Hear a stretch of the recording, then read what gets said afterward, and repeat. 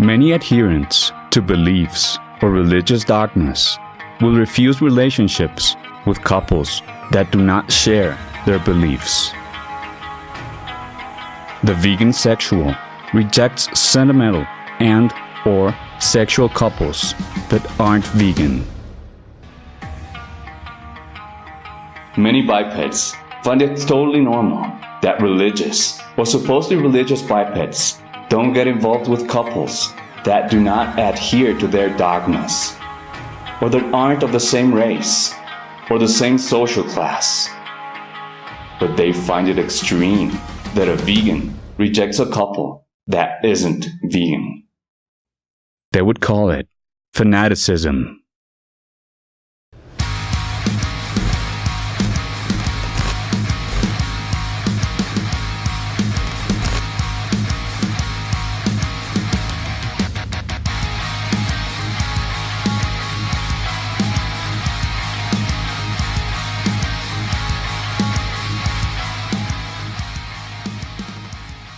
Veganism is not a belief, it's not a religion, it's not a lifestyle, it's not a preference, a consumer's option, or a diet.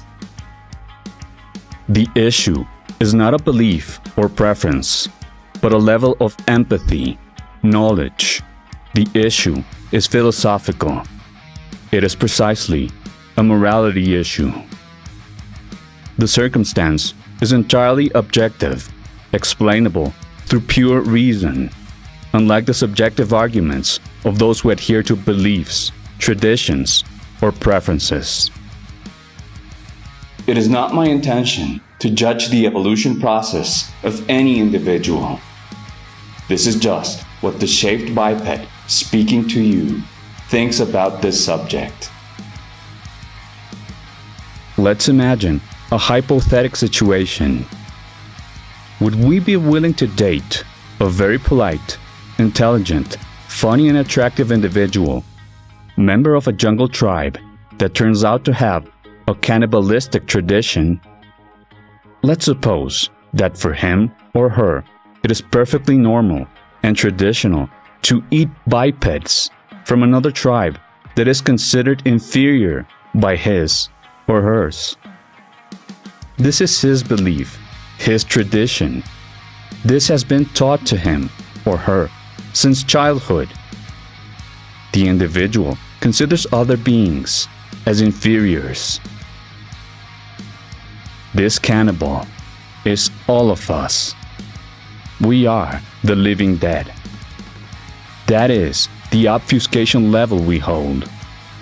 That is why many of us urban cannibals see the vegan sexual as a fanatic.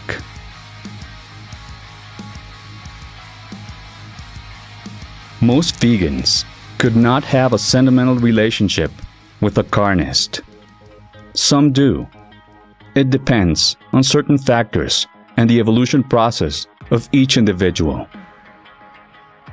The vast majority of us vegans weren't born vegan. At some time, we were like the cannibal. That is why we must consider and help with humbleness those who are in the process of awakening to this, of overcoming carnism. We must always keep in mind that it is very easy for bipeds to build a wall of denial, of rejection, and to shut off future possibilities of making the connections. So we must be subtle and caring, not indulgent, but helpful. I mention this, having spoiled it with several attempts that got the denial situation even worse with some individuals. Would you date a non-vegan? That is a very common question vegans get. In my case, when asked, I used to answer with a lengthy esoteric explanation that left whomever asked confused or even offended.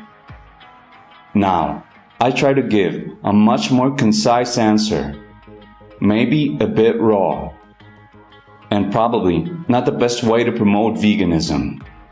but certainly clarifying. At this moment, it goes like this. In my case, I could not date a girl who eats animals or animal products for a long time. Eventually, I could not bear to kiss a mouth that fills with the blood of our brothers. But I add something that helps softening a bit the raw answer and to avoid driving everyone away. I would not reject someone that has never been exposed to the information or doesn't understand veganism yet. I would date, as I have done so, someone who just heard about veganism and is willing to learn about it. But I must find that there's a will to evolve, to make the connections our apathetic culture has indoctrinated us to shut off. It is a must that she would have to be willing to evolve consciousness. I am no moral judge. There are many levels of each individual process, and my level is a very basic one. But there can't be any debate.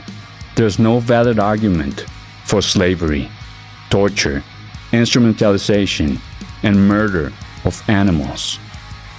And the couple or significant other must at least share certain basic empathy levels.